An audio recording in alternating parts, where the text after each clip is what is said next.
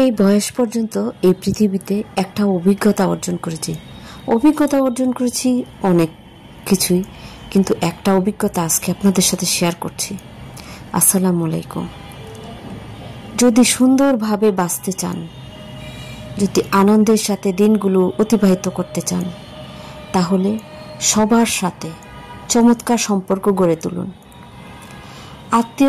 একটা কথা আছে না, যে যদি অনেক দিন বাঁচতে চান, যদি হায়াত বাড়াতে চান, তাহলে আত্মীয়তার সম্পর্কটাকে সতেজ রাখুন, অর্থাৎ আত্মীয়দের সাথে সুসম্পর্ক গড়ে তুলুন।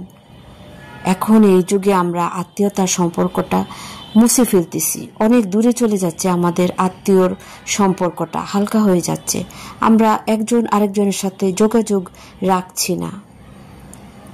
এতে আমাদের অনেক ক্ষতি হচ্ছে, আমাদের হায়াতও কমছে।